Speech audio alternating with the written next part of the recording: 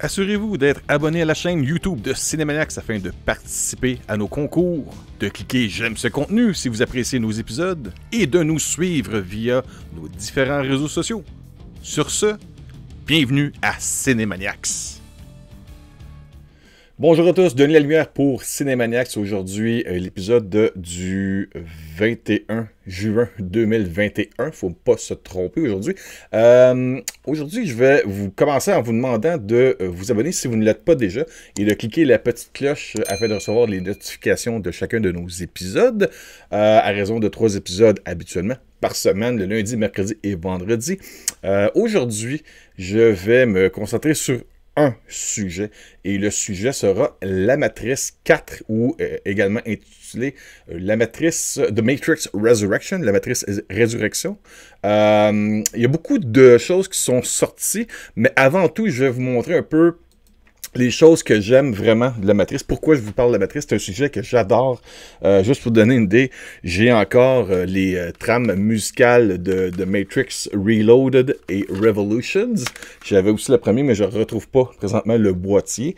J'ai également même le livre The Art of the Matrix, qui est incroyable. Si vous aimez les storyboards, un peu le concept art, je vais essayer de vous montrer un peu les images très colorées de ça. C'est assez débile. Ça montre un peu tous les concepts qu'ils ont utilisés pour convaincre les gens de la Warner de financer la production du film en 98 pour que le film sorte en 99, je me rappelle bien. Et puis, il y a tous les storyboards en noir et blanc. Il y a carrément toute l'histoire du film en bande dessinée, on pourrait dire, sans le texte, mais avec une description en dessous. Et il y a aussi une explication par rapport aux différents niveaux de la matrice. Et pourquoi je parle de ça, je vais revenir là-dessus un peu plus tard, mais même les films, j'ai le film en version Digibook Blu-ray. Encore là, il y a plusieurs informations sur papier à l'intérieur du livret Digibook, avec le film en version Blu-ray qui avait été retravaillé pour la couleur, pour que ça rejoigne un peu plus le côté verdâtre dans la matrice du deuxième et troisième qui était sorti par après, qu'on avait ajusté. Le premier était un petit peu moins verdâtre, puis là, en version Blu-ray, on avait mis ça un peu à jour. Bon, il y a ça. Et bien sûr, il y a le boîtier qui n'est pas tant aimé par les fans, mais je me suis quand même procuré ça. Je pense que c'est justement pour la fête des pères, il y a plusieurs années de ça. Je m'étais procuré ça pour genre 50$. Le typique boîtier DVD de Matrix. Dedans, il y a The Matrix Reloaded, The Matrix Revolutions, il y a The Animatrix avec une statuette de Neo à l'intérieur. Et il y avait aussi, j'ai-tu encore... Je ne me rappelle plus du nom de la compagnie. Ils avaient fait d'autres statuettes, mais ça a été révélé que les gens n'achetaient pas vraiment les statuettes de Matrix. Il y avait aussi des figurines qui étaient sorties, mais dans ce temps-là, je n'achetais pas toutes les affaires de chaque franchise que j'aime parce que je me serais ruiné. Mais juste vous montrer que j'adore l'univers de la Matrice et ça fait longtemps que j'attends de voir s'ils vont finalement faire autre chose. Et ma conceptualisation, mon idée de ce que je m'étais... mes prédictions, autrement dit, que j'avais à la suite de la première trilogie de The Matrix était que, puisque lorsqu'on a des informations dans The Art of the Matrix, qu'il y avait un niveau précédent où est-ce que Morpheus essaie de trouver l'élu et malheureusement avec des échecs, il se rendait compte que ce serait beaucoup plus dur qu'il pensait de trouver l'élu qui pourrait libérer la race humaine. On apprend là-dedans qu'il y a différents niveaux. Même dans le premier La Matrice, si vous portez attention à l'agent Smith, il explique très bien que ça a pris plusieurs niveaux d'évolution à la Matrice afin de recréer un environnement crédible pour que les humains ne se rendent pas compte qu'ils sont dans un univers numérique et qu'ils servent, spoilers alert, excusez-moi, de batterie pour les machines qui ont pris le contrôle de la planète Terre. Là, ce que je vais vous parler aujourd'hui, c'est par rapport à The Matrix Resurrection. Le titre semble être officieux, non officiel, mais il y a eu des fuites qui sont sorties. Il y en a un qui a eu la chance de voir un screening prévisuel où est-ce que peut-être les scènes visuelles n'étaient pas toutes terminées.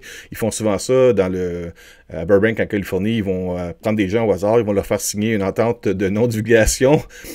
Ça n'a pas été respecté. Et ça risque peut-être de lui coûter cher, mais je sais que lui a vu le film et en a parlé après ça sur sa chaîne YouTube.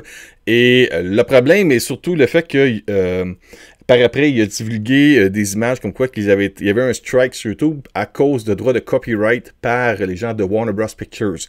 Ça veut dire, autrement dit, que ce qui avait sorti comme information était crédible, était réel, et d'ici à ce que le film sorte, il y a peu de chances qu'il y ait beaucoup de changements par rapport à ce qui a été annoncé. Moi, ici, je vous le dis tout de suite, je ne vais pas vous spoiler le film, je ne vais pas vous spoiler toutes les informations.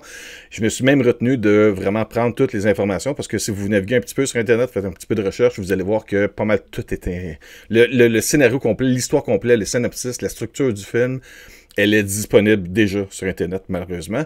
En tout cas, juste pour vous dire que présentement, la date de sortie prévue est le 22 décembre 2021 pour The Matrix Resurrections. C'est réalisé par Lana Wachowski. Ce ne sera pas les deux Wachowskis pour ce film-là comme les trois précédents, mais juste Lana Wachowski qui, depuis le temps, j'imagine que vous savez qu'elle a subi des transformations corporelles pour devenir une femme. Alors, Lana Wachowski va réaliser le film. On a de retour dans cette franchise-là, bien sûr, on a Keanu Reeves qui va jouer le rôle de Neo. On a Carrie-Anne Moss qui revient dans le rôle de Trinity. Oui. On a Jada Pinkett Smith qui revient dans le rôle de Niobe. On a aussi Daniel Bernard qui, on a vu aussi dans John Wick, qui faisait dans le premier film de John Wick contre justement Keanu Reeves. C'était un des gars qui réussit à tenir tête dans la scène du Red Circle Bar, là, où est-ce qu'un des gars réussit à tenir tête à John Wick pendant un bout de temps jusqu'à temps qu'il se fasse tuer par la fin. C'était lui, on l'a vu dans John Wick, on l'a vu dans Atomic Blonde. Alors lui, il revient dans le rôle de Agent Johnson. Si je me rappelle bien, lui, c'était dans les scènes de combat qu'on avait vues dans Matrix Reloaded. Sur la vanne, il y a des agents différents que l'agent Smith, et lui, il y en est un de ceux-là, et lui, il revient dans Matrix Resurrections. On a aussi Christina Ricci, bien sûr, mercredi dans La famille Adams, qui est devenue une femme depuis belle lurette, là, qui devrait jouer un personnage qui il n'y a pas de nom encore, il n'y a pas de mention, il n'y a pas de description, on ne sait pas vraiment qui elle va être. Jessica Henwick qui va faire un personnage qui s'appelle Bugs, qui devrait être l'un des premiers personnages qu'on va voir à l'écran. Je vais vous expliquer par après pourquoi je vous dis ça.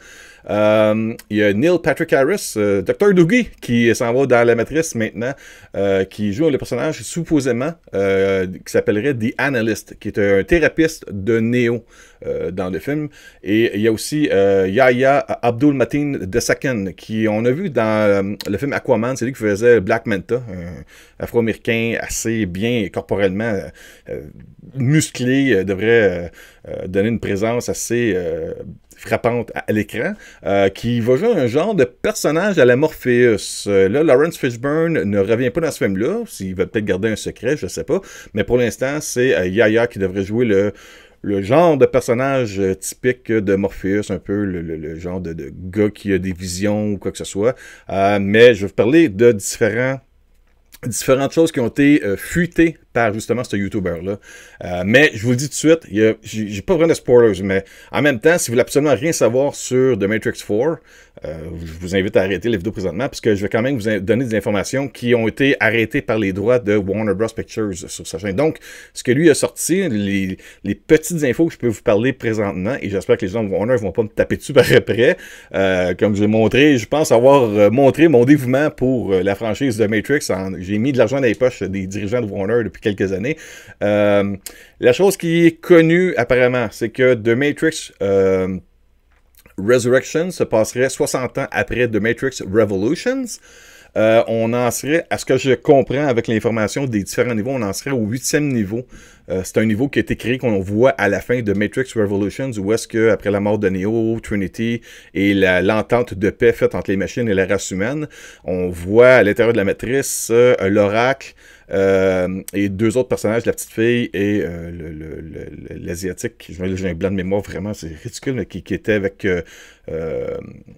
qui a aidé à trouver le maître des clés.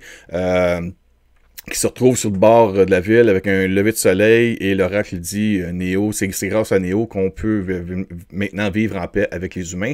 Ça, ce qu'on voyait là, puis c'est ce que je m'imaginais depuis plusieurs années, c'est que là, on était déjà témoin de un nouveau niveau, un reboot, afin de encore mieux donner l'illusion aux humains qu'ils sont en sécurité, mais ils ne le sont pas.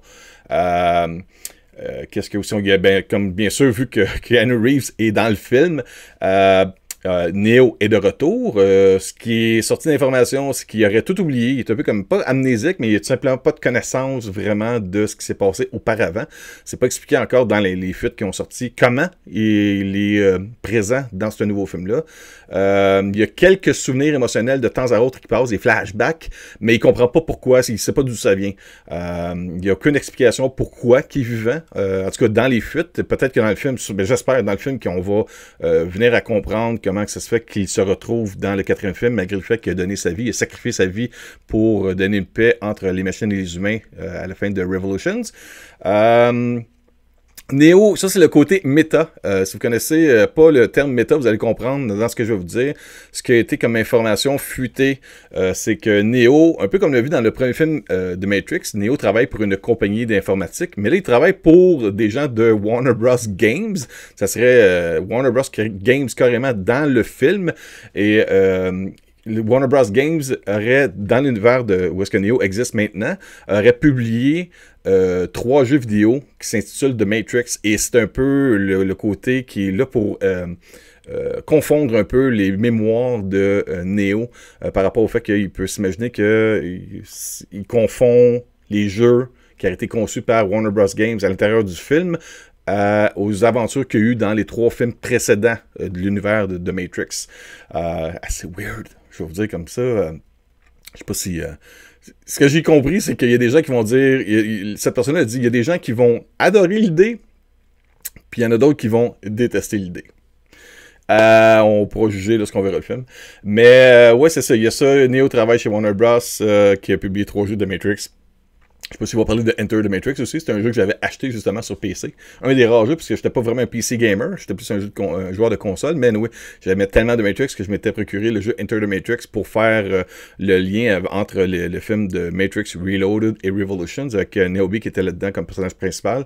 Neil Patrick Harris serait un programme, un genre de agent de la Matrice qui est mandaté pour surveiller Neo afin qu'il se rappelle de rien. Autrement dit, lui, il va être là pour contredire tous les soupçons qu'il y aurait d'une vie précédente ou antérieure, comme quoi qu'il serait le sauveur de la race humaine. Puis lui, il va être un peu là comme pour faire, ben non, tu sais pas de quoi tu parles. Un peu comme ce qu'on a vu dans Total Recall, la version avec Schwarzenegger, la version originale, où est-ce qu'au début, il désirait, Schwarzenegger, son personnage, désirait toujours aller faire un voyage sur Mars. Il se demandait pourquoi. Puis il y avait des gens qui travaillaient avec lui dans la construction qui disaient, ben non, on va pas là, tu vas te faire brainwasher, c'est pas bon, nanana. Mais sont là pour l'empêcher de se réveiller en tant que tel. Alors, le personnage de Neil Patrick Harris, qui s'appelle The Analyst, somme toute, d'après les fuites, il est là, c'est un agent qui est là, mais qui travaille pour empêcher Neo vraiment de se... Il est comme son babysitter par la maîtresse. Comme si la maîtresse a dit, toi, tu vas là, tu t'assures-toi que lui, il se réveille pas une autre fois pour foutre la marde, là. That's it. On parle d'un film qui devrait être rempli de superbes scènes d'action tout le long du film. Si vous vous rappelez, il y a des moments qui sont restés inoubliables dans la trilogie de Matrix. On parle du premier avec la scène avec l'hélicoptère qui crash sur l'édifice, puis il y a comme une vague circulaire qui est comme l'impact est tellement puissant que la matrice a de la misère à reproduire vraiment l'explosion sur l'impact directement. En tout cas, ça donne un effet assez spécial. Dans le deuxième, bien sûr, comme je parlais au début, il y avait la scène d'action sur l'autoroute, avec les combats sur les vannes, le face-à-face, toute cette scène-là. Il y avait aussi le combat dans le château, bien sûr, où est-ce que là, on amenait un peu l'explication des programmes qui ne veulent pas disparaître ou qui sont un peu weird, qui ont été mal programmés, puis qui expliqueraient un peu la présence des légendes urbaines, des vampires, des loups-garous, des fantômes, toutes ces choses-là. Ça, j'avais adoré ça. J'aimerais tellement qu'il y ait un genre de spin-off de Matrix avec ce genre d'univers-là. Autrement dit, qu'on amènerait tout le côté des monstres et créatures qu'on connaît, nous, dans notre ère... Dans la réalité, là, des films comme les Universal Monsters, mais qu'on explique qu'ils sont comme ça à cause que la matrice a malheureusement fait quelques glitches dans le système. En tout cas, ça c'est une idée que j'en avais parlé dans un autre épisode. Je sais pas ce que vous en pensez, mais si vous faites un spin-off, moi j'irais de ce côté-là. Qu'est-ce qu'il y aurait aussi? Ouais, ça, le début et la structure du film, c'est très, très similaire à The Matrix, le premier film. Bugs, tantôt, je vous en parlais de ce personnage-là, joué par Jessica Henwick, devrait être un personnage au début qui se fait poursuivre par des agents policiers. Donc, un peu comme ce qu'on avait avec Trinity, qui commençait au début avec les scènes où elle court de toit, elle saute de toit en toit des buildings pour se retrouver à se sauver juste avant que le camion de vidange l'écrase ou qu'elle essaie de l'écraser à l'intérieur de la cabine téléphonique.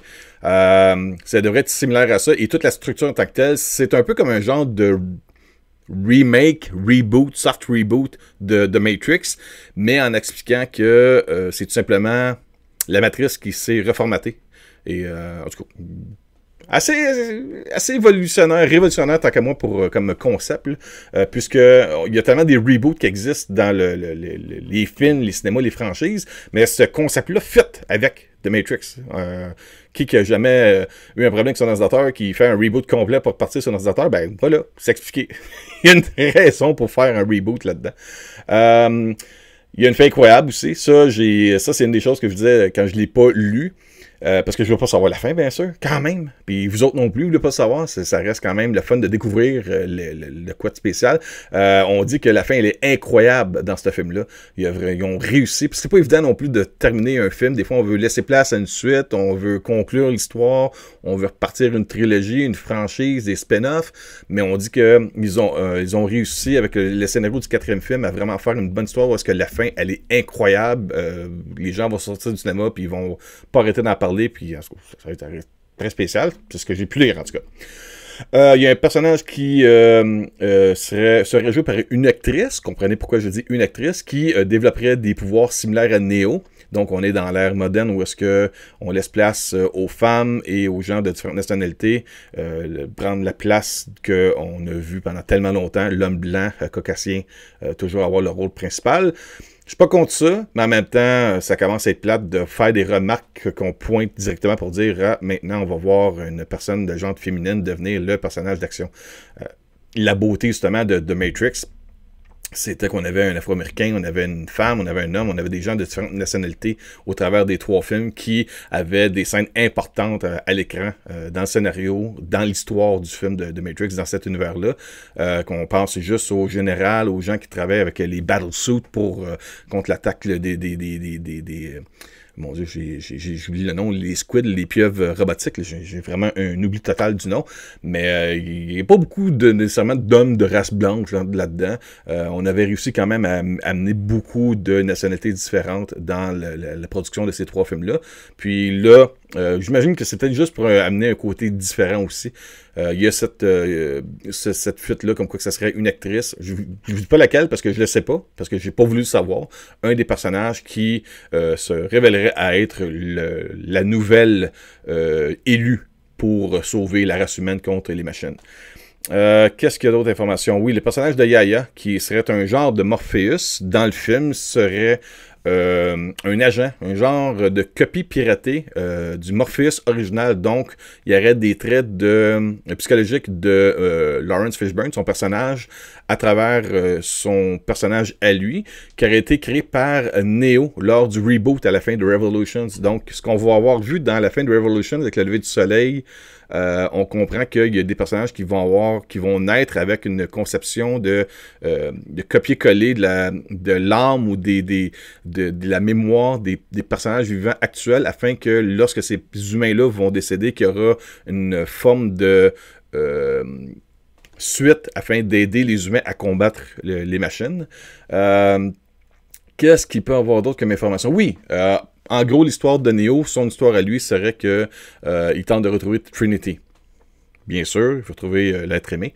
Là, par exemple, on rentre dans les rumeurs. Ce que je vous dis là, c'est pas des spoilers, c'est pas des fuites, c'est pas du concret, c'est à l'histoire des rumeurs, mais c'est lié de près ou de loin à ce qui a été fuité sur le web. 2 rumeurs, je vous en parle juste de 2. De 1, le monde réel qu'on voit dans les 3 premiers films, en réalité, ce serait des niveaux qui auraient été créés par la matrice afin de contrôler les humains. Donc, ce qu'on voit dans le monde réel serait un genre de niveau B Moi, ce que j'ai pu percevoir, c'est que ce qu'on voit dans les 3 films, c'est le niveau 7 de l'univers de la Matrice. Et l'univers des humains, en réalité, c'est une fausse croyance qu'ils se réveillent et se débranchent de la Matrice, deviennent libérés des machines. Et en réalité, c'est les machines qui leur laissent croire ça en leur laissant une forme d'évasion, mais qui est une autre forme virtuelle. Et là, ce qu'on peut comprendre, c'est qu'ils sont là, en réalité, pour vraiment, il n'y a pas de paix qui est là, c'est juste pour confondre les humains et leur donner une espérance de vie afin qu'ils continuent à être une source de batterie d'énergie pour les machines. La deuxième rumeur qui est sortie serait que Trinity serait un programme. Ce qu'on a vu dans les 3 premiers films, elle a une raison d'être là. C'est un programme créé par la Matrice, par l'Oracle en tant que tel, pour la Matrice. Et elle est là pour s'assurer que Neo suive sa destinée.